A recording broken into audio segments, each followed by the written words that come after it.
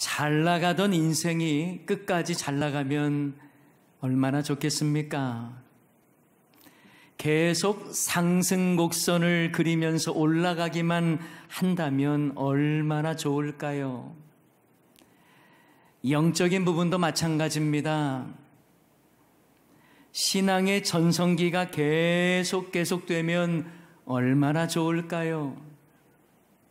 그러나 아쉽게도 어제의 신앙보다 못한 오늘의 신앙이 많습니다.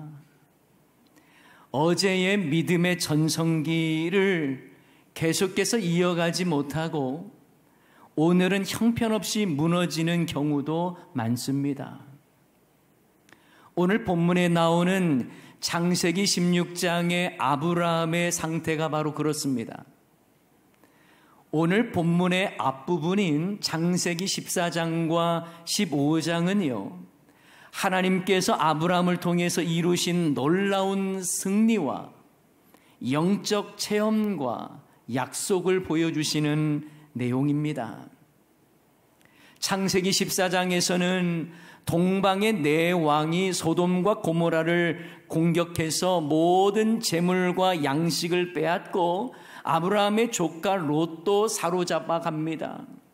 그러자 아브라함은 자기 집에서 길리운 그리고 훈련한 318명을 데리고 그들을 공격해서 롯을 구출하는 장면이 나오죠. 엄청난 승리를 경험했고 엄청난 전리품을 얻습니다. 승리한 아브라함은 떡과 포도주를 가지고 나온 살레망 멜기세덱에게 승리의 전리품을 드리고 멜기세덱은 아브라함을 축복하는 장면이 나오죠.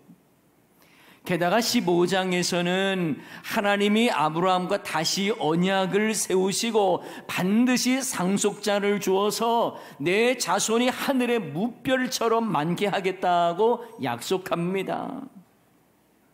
그때 우리가 잘 아는 아브라함의 믿음에 대한 말씀도 나오는데요. 창세기 15장 6절 말씀, 아브라함이 여호와를 믿으니 여호와께서 이를 그의 의로 여기시고. 자, 그렇다면 14장에서의 놀라운 승리와 축복, 그리고 15장에서의 하나님의 약속과 아브라함의 믿음이 나왔다면 16장에서는 아브라함의 믿음이 더 성장하거나 아니면 하나님께서 바로 이삭을 선물로 주시면 문맥상 흐름상 아주 좋을 것 같아요. 그런데 16장에 보면 갑자기 하갈과 이스마엘 이야기가 나옵니다. 아브라함이 약속의 자녀 이삭이 아닌 이스마엘을 얻는 장면이 나와요. 놀라운 승리와 분명한 약속을 받았으면 이제 신앙의 열매를 맺어야 할 텐데 하나님의 약속을 기다리지 못하는 조급함, 그리고 자기 생각대로 타협해버리는 장면이 나옵니다. 우리에게도 이런 일이 있을 수 있죠. 영적 승리를 경험했습니다. 신앙의 간증거리도 많습니다. 말씀을 통해서 하나님의 약속도 깨달았습니다. 그렇다면 우리는 영적인 전성기를 이루며 살아가야 할 텐데 그 약속을 기다리지 못하고 세상적인 타협을 통해서 세상적인 방법으로 죄를 짓는 것이죠. 그러니 우리는요, 언제든 선줄로 생각하거든 넘어질까 조심하는 인생이어야 합니다. 오늘 본문엔 아브람과 사레가 나와요. 이 이름들은요, 하나님으로부터 아브라함과 사라로 이름이 바뀌어지기 전이기 때문입니다. 근데 오늘 설교 말씀에는요, 이미 우리에게 익숙한 이름으로 아브라함과 사라 이렇게 표현을 하겠습니다. 자, 오늘 본문에 보면 아브라함의 아내 사라가 오랫동안 출산하지 못하자 자기의 몸종 애굽 여종 하갈을 통해서라도 아브라함의 후사를 있게 하려고 합니다. 언뜻 보면 사라의 행동이 참 어리석게 보이고 인내심이 없어 보이죠. 그러나 좀 더 면밀하게 말씀과 상황을 살펴보면요, 사라라고 하는 여인의 마음을 헤아릴 수 있습니다.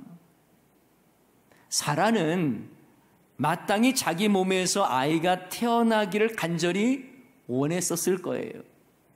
그러나 시간이 지나도록 남편이 말했던 하나님의 약속으로서의 후사가 자기에게 일어날 아무런 가능성이 없어 보이자 크게 낙심을 했을 겁니다.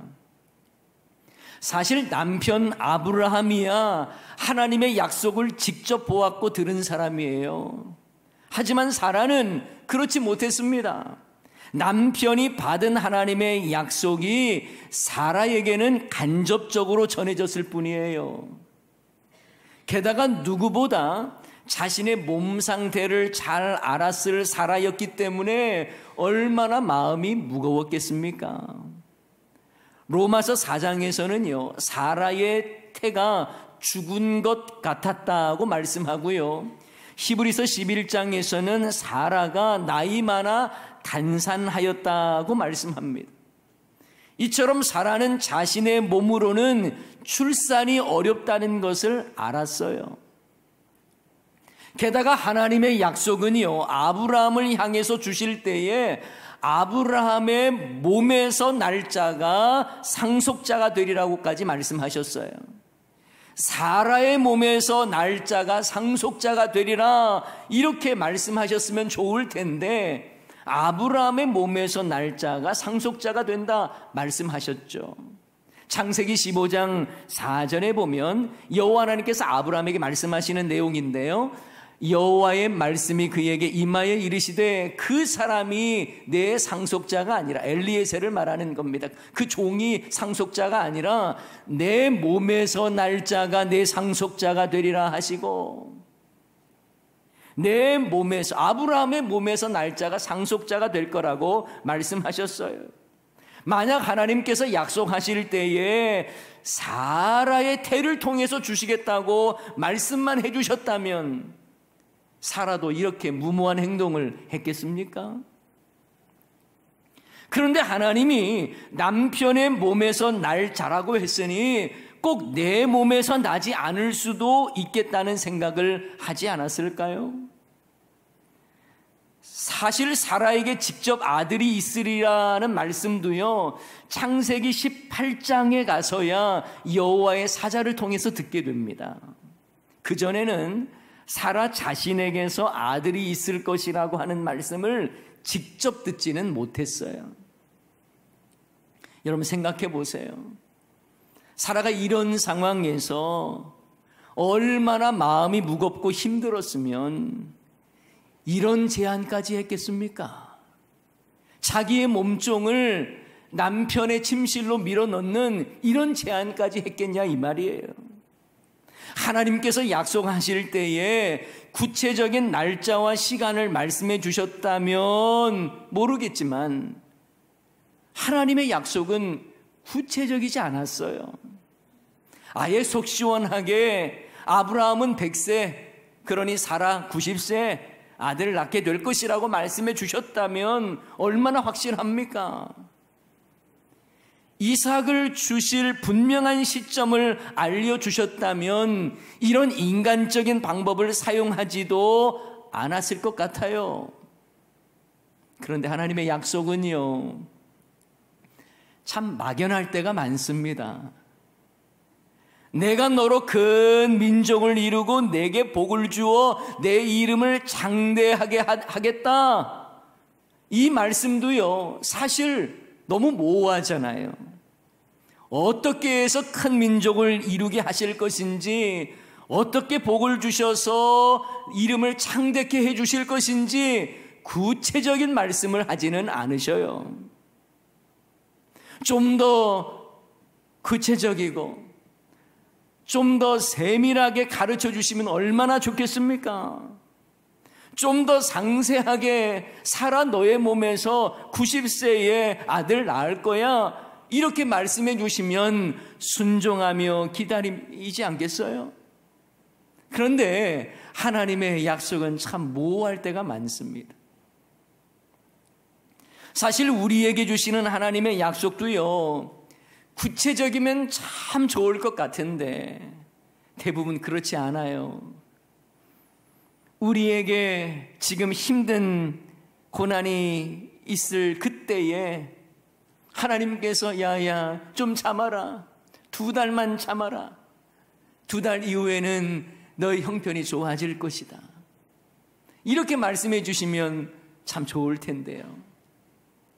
아니면 병 가운데 있는 참 힘들어하는 자에게 찾아오셔서 그래 조금만 참아라, 다음 주에는 좋아질 거야, 말씀해 주시면 참 이를 악물고서라도 일주일 버틸 텐데요. 사업에 어려움이 있는 자에게 지금 어렵지, 내년에는 좋은 결과 있을 거야, 이런 사업을 해라, 그러면 너는 잘 될 거야, 말씀해 주시면 얼마나 좋겠어요. 그런데 그렇게 말씀해 주지 않으세요. 그저 우리의 인생의 고난 속에서 우리를 붙잡아 주시고 쓰러지지 않도록 말씀해 주세요.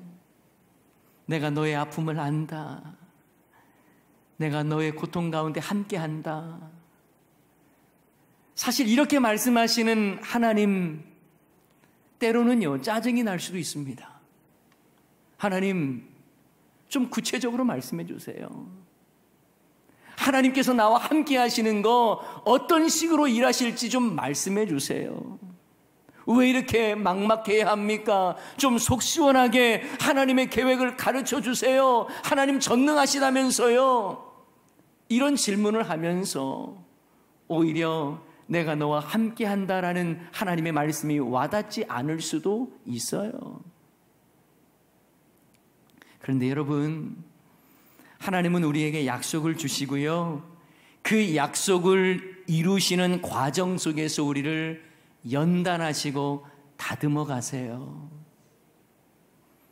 우리는 하나님이 부채도사처럼 이 길을 가라 저 길을 가라 분명한 답을 주시기를 원하지만, 하나님은 이 약속을 이루시는 과정을 통해서 우리를 다듬어 가시고 연단시키시는 거예요. 하나님은 약속을 이루시는 과정을 통해서 우리를 인내하는 훈련도 하시고요, 흔들리지 않는 믿음의 훈련도 하세요.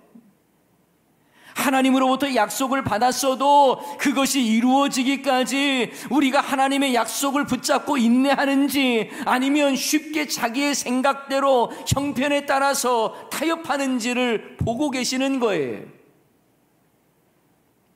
여러분, 이러한 이 방법들, 사실 우리가 어떤 상황에 있을 때에 타협을 하는지 그렇지 않는지 이게 참 중요하거든요. 그런데 악한 원수마귀는요 우리에게 늘 타협을 요구해요. 사람마다 조급하게 만듭니다. 인내하지 못하게 만듭니다. 마치 홈쇼핑을 보면요, 그 쇼 호스트가요 물건을 팔잖아요. 이제 금방 매진된다고 강조해요. 다시 이런 기회가 없다고 말을 해요. 이제 상품 몇 개 안 남았다고 말합니다. 시간도 얼마 남지 않았대요. 그러면요 왠지 그거 보고 있으면 내가 뭘 눌러야 할 것 같은 그런 마음이 들잖아요. 악한 원수도요 우리에게 계속해서 요구하는 게 그런 거예요. 야야, 너의 생각대로 해. 뭘 기다려. 지금 당장 해야 돼. 우리를 다그쳐요. 조급한 마음을 불어넣어요. 그리고 하나님의 약속을 잠잠히 기다리지 못하도록 인간적인 방법을 사용하도록 타협안을 제시합니다. 이렇게 남들도 다 이렇게 해. 그래서 결국 하나님 말씀에 어긋나게 쉬운 길, 편한 길 이렇게 선택하며 살아가게 만들어요. 그러나 여러분, 우리는 하나님의 이루시는 일들을 기대하면서 나아갈 때에 나의 템포가 아니라 하나님의 템포를 생각하고 하나님의 뜻에 맞춰가는 삶을 살아야 할 줄을 믿습니다. 밥도요 뜸이 제대로 들어야 맛난 밥이 되잖아요. 하나님의 약속은 3분 카레처럼 즉흥적으로 이루어지는 게 아니에요.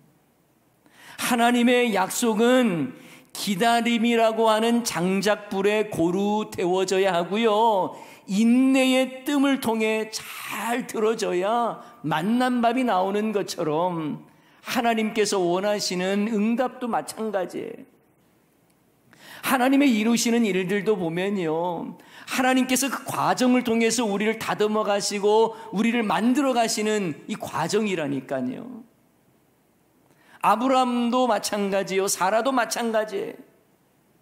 하나님의 약속이 너무 모호하게 느껴졌어도 그 약속의 말씀을 붙잡고 인내하는 것이 중요했어요. 그 누구보다도 아브라함은 그러했어야 해요. 여러분, 우리는요, 아브라함 하면요, 믿음의 조상이라고 생각해서 너무 그를 추켜 세우는 경향이 있어요. 그래서 이 본문을 볼 때에도 사라는 하나님의 약속을 기다리지 못한 아주 형편없는 사람, 여종을 남편 침실에 밀어넣은 믿음 없는 여인으로 생각하는 경향이 많습니다. 그러나 앞에서도 말씀드렸듯이 사라는요, 하나님의 약속을 직접 받은 여인이 아니에요. 하나님께서 주시겠다고 하는 후사도요, 사라의 몸에서 후사를 주겠다는 말씀을 들은 게 아니에요. 그저 아브라함의 몸에서 날 것을 들었던 거예요. 그것도 간접적으로 들었어요. 그러니 사라의 행동은 잘한 것은 아니지만 충분히 이해가 되는 그런 행동이었다는 생각은 들어요. 우리는 자기 몸종 하갈을 아브라함의 침소에 들여보내는 이 사라의 마음을 한번 좀 간과하지 않아야 된다고 생각합니다. 여자로서, 아내로서 얼마나 비참한 일입니까? 아마 사라도요, 속으로는 정말 피눈물이 났을 것 같아요. 이런 점에서 저는 사라를 그저 믿음 없는 여인이었고 정말 지혜롭지 못했고 정말 형편없는 여인이라고 폄하하고 싶지 않습니다. 사실 더 큰 책임은요, 아브라함에게 있어요. 오히려 아브라함이 사라의 제안에 사라를 위로하면서 좀 더 기다려보자고 말했어야 하는 건 아닙니까? 본인은 하나님의 음성도 들었고 하나님의 분명한 약속도 받았는데 어찌 아내의 가슴 찢어지는 제안을 그렇게 냉큼 받아들일 수 있다는 말입니까? 2절 말씀에 보면 그 내용이 나와 있어요. 사레가 아브라함에게 이르되 여호와께서 내 출산을 허락하지 아니하셨으니 원하건대 내 여종에게 들어가라. 내가 혹 그로 말미암아 자녀를 얻을까 하노라 하며 아브라함이 사레의 말을 들으니라. 아브라함이요, 이런 말은 잘 들어요. 아내의 가슴 찢어지는 제안을 거절하지 않습니다. 아브라함이 좀 더 아내의 슬픔을 헤아렸다면 어떻게 이렇게 쉽게 허락할 수 있다는 말입니까?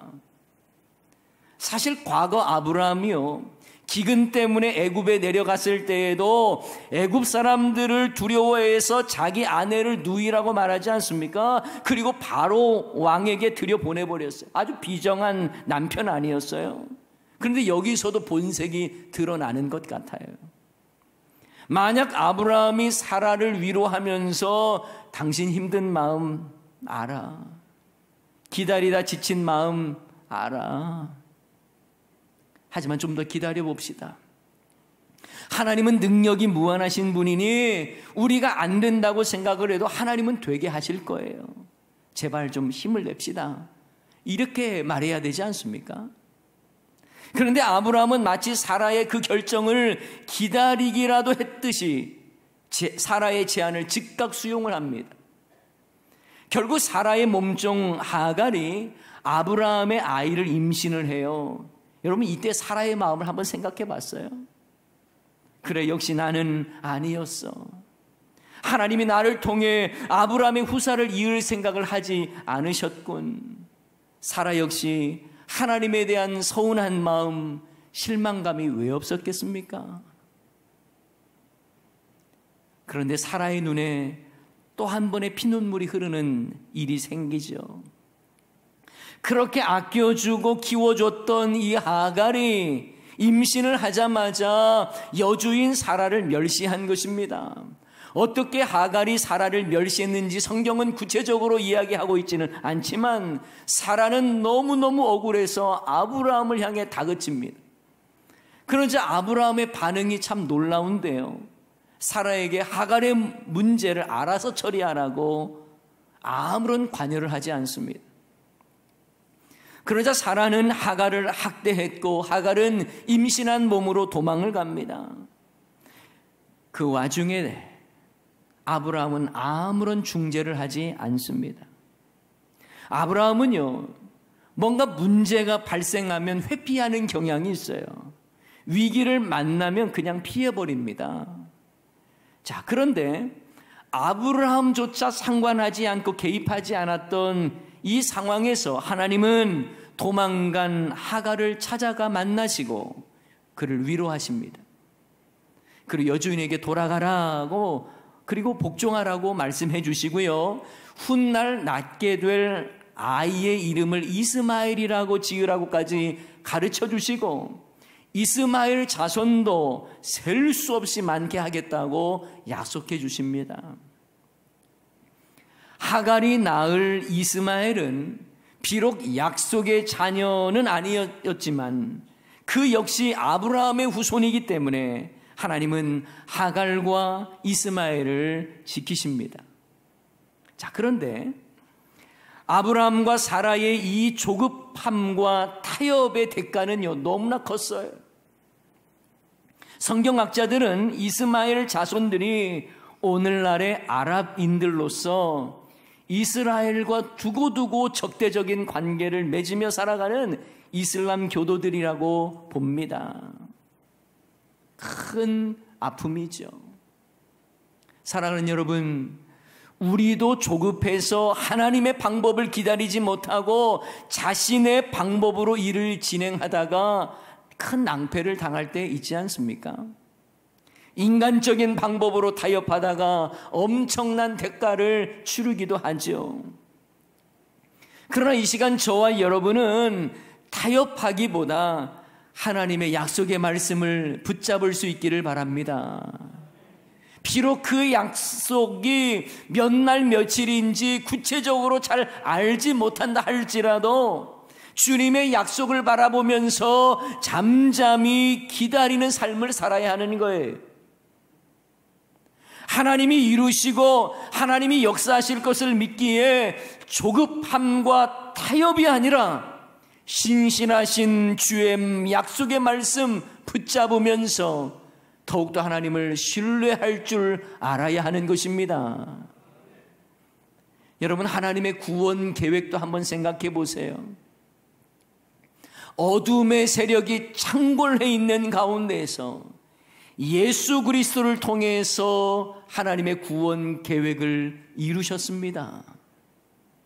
메시아가 언제 임할 것인지, 그 때와 어떤 형태로 임할 것인지 사람들은 아무도 몰랐어요.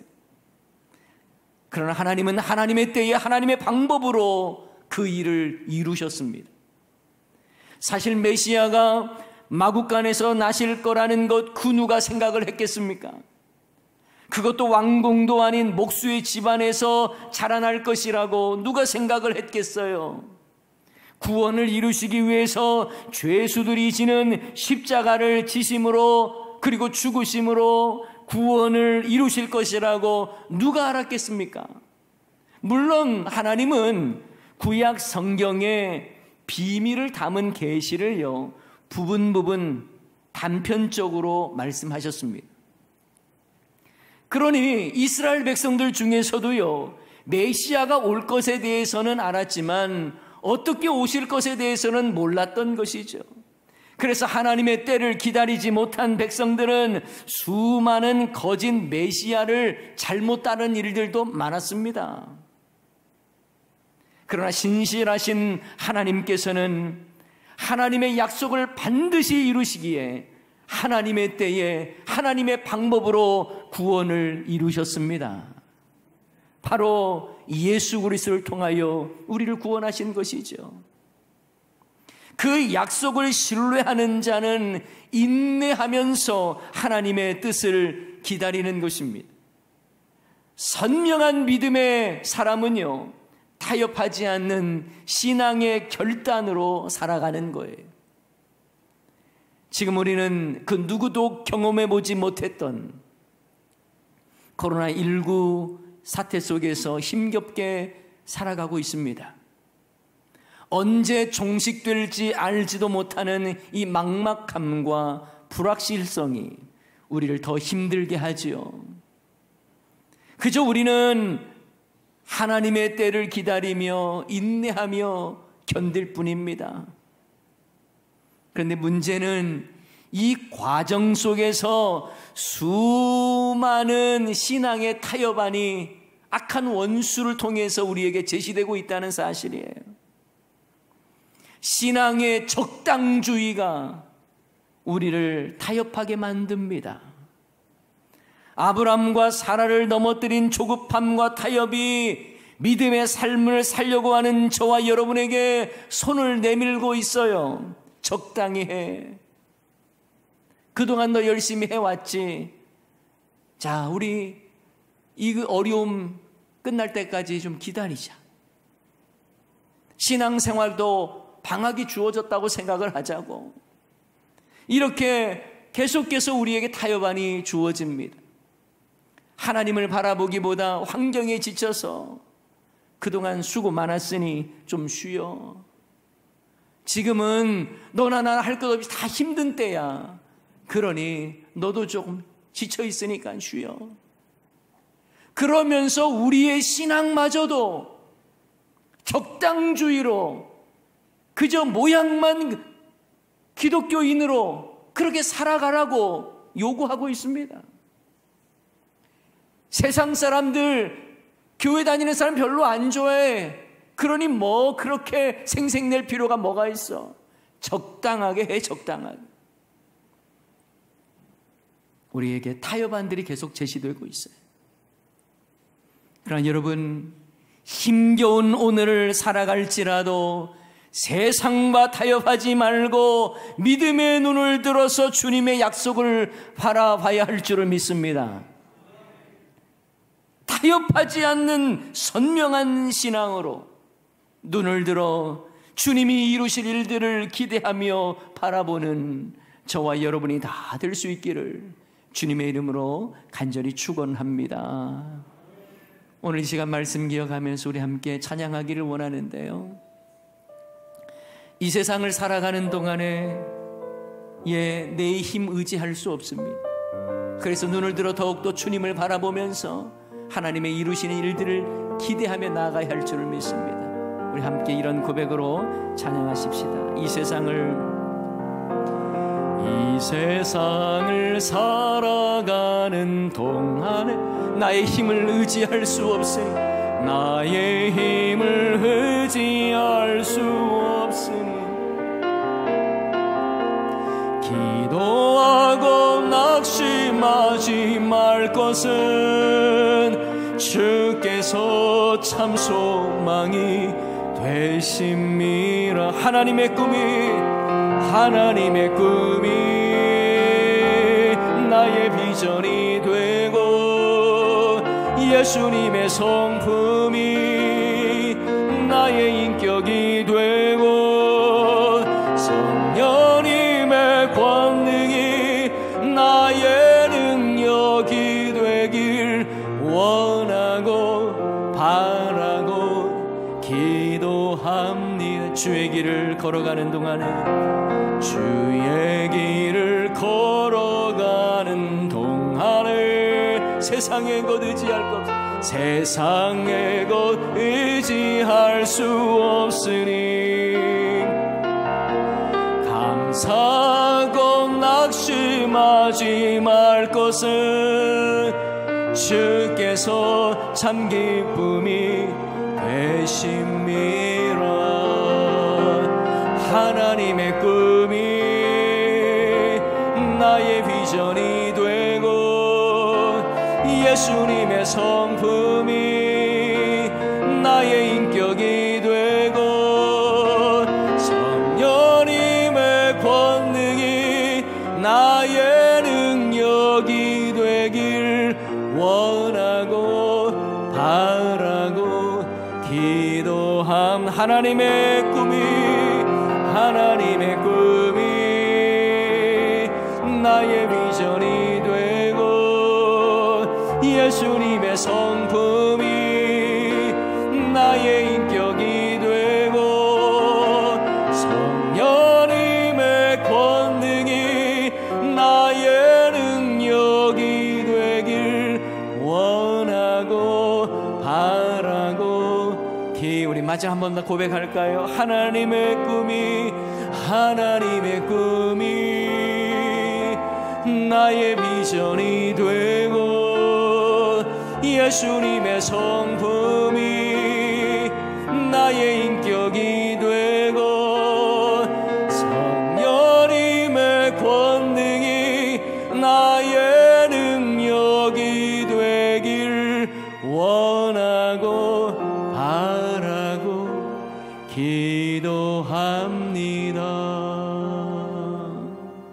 여러분, 힘든 시간들을 살아가면서 하나님의 약속, 그 말씀 붙잡고 살아가는 건 참 어렵잖아요. 그저 내 생각대로 빨리 일을 해치워버리고 싶고 그냥 적당하게 세상과 타협하고 싶은 모습들이 우리에게 얼마나 많습니까? 우리의 신앙도 하나님의 이루실 일들을 기대하며 힘들면 어렵고 고외로울수록 더욱더 눈을 들어 주님을 바라봐야 하는데 그저 내 생각대로 적당하게 살아가고 있는 모습들 얼마나 많습니까? 제가 종종 말씀드렸죠. 우리 지금 마스크를 쓰면서 힘들게 예배를 드리지만 우리의 믿음, 우리의 신앙은 마스크를 쓰지 않았으면 좋겠어요. 힘들고 어려울 때에 주님을 향한 우리의 마음은 더 간절했으면 좋겠고요. 더 원하고 더 바라고 더 기도하면서 하나님의 뜻을 구하기를 원합니다. 여러분, 우리의 모습을 다시 한번 돌이켜보면서 타협하고 적당주의를 요구하는 이 시대에 나도 그저 동참할 것인가, 아니면 신앙의 온전한 삶을 살겠다고 결단한 것인가? 이 시간 우리의 모습들을 돌이켜보면서 신앙의 결단을 다짐하는 시간 되기를 원합니다. 주여, 내가 어떤 상황에서도 주의 약속의 말씀 붙잡고 흔들리지 아니하도록, 타협하지 아니하도록, 조급하지 아니하도록 믿음의 눈을 들어 주님을 보게 하옵소서. 이런 고백을 담아서 우리 다 같이 이 시간 주여 한번 외치고 기도하도록 하십시다. 주여, 하나님, 힘들고 어려운 상황